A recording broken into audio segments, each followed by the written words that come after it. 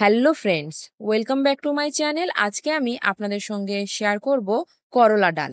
আজকে আমি এই করলা ডালটা বানাবো পাকা করলা দিয়ে। কাঁচা করলা দিয়েও বানানো যায়, কিন্তু পাকা করলার টেস্ট কিন্তু আলাদাই থাকে।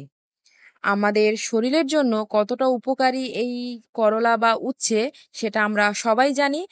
আর বাচ্চারা তো এই তিতো একদমই খেতে চায় না, কিন্তু একবার এরকম পাকা করলা ডালের সাথে যদি রান্না করা যায় তাহলে কিন্তু বাচ্চারা বুঝতেই পারবে না যে এতে তিতো বা করলা উচ্ছে কিছু দেওয়া আছে।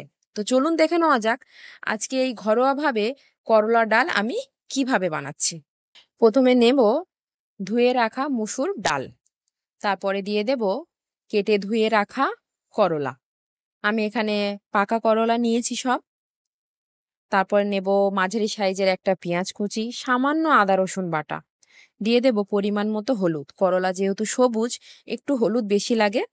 তারপরে দেব একটু তেজপাতা, একটা গোটা কাঁচা লঙ্কা। এটা আমার মায়ের জন্য, আমার মা লঙ্কা ছাড়া একদমই থাকতে পারে না, সেই জন্য গোটাই দিলাম।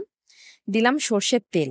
এই কাঁচা লঙ্কা আমি কিন্তু তেতো জাতীয় জিনিসে একদমই পছন্দ করি না, কিন্তু বাড়িতে বানাতে গেলে দিতে হয়, কারণ মা একটু লঙ্কা খেতে পছন্দ করে। তারপর ভালো করে হাত দিয়ে মেখে নিচ্ছি। সবার নিজস্ব একটা হাতের টেস্ট থাকে, একবার এরকম হাতে মেখে রেসিপিটা ট্রাই করে দেখুন, অবশ্যই কিন্তু ভালো লাগবে। তারপরে হাত ধুয়ে জলটা দিয়ে দেব। হাতের যা গুণাগুণ আছে সবই চলে গেল তরকারির ভিতর।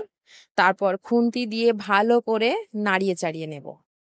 গ্যাসটা অন করে দেব, দিয়ে পরিমাণ মতো জল দেব যাতে ডাল এবং করলা সিদ্ধ হয়ে যায়। একদম লো ফ্লেমে 15 মিনিট আমি রেখে দেব। তারপর 15 মিনিট পর ঢাকনা খুলেছি। দেখুন জল অনেক কমে এসেছে, আর ডাল আর করলা প্রায় সিদ্ধ হয়ে গেছে। ভালো করে খুন্তি দিয়ে নাড়িয়ে চাড়িয়ে দেখে নেব ডাল আর করলা একদম সেদ্ধ হয়ে গেছে। এবার দেব পরিমাণ মতো লবণ। সবসময় তিতো কোনো জিনিস রান্না করলে লবণের পরিমাণ একটু কমই রাখবেন, তাহলে তিতোর ভাগটা একটু কম লাগবে। তারপর ভালো করে নাড়িয়ে চাড়িয়ে ঘন হয়ে আসলেই, ফুটে গেলে গ্যাস অফ করে দিলেই রেডি হয়ে যাবে পাকা করলা দিয়ে ডাল, যেটা আপনারা গরম ভাতে দুপুরবেলায় একবার ট্রাই করে দেখুন। যখনই উচ্ছে ভাজা কিংবা উচ্ছে চচ্চড়ি খেতে ইচ্ছা করবে না, এরকম একটা রেসিপি কিন্তু ট্রাই করা যেতেই পারে।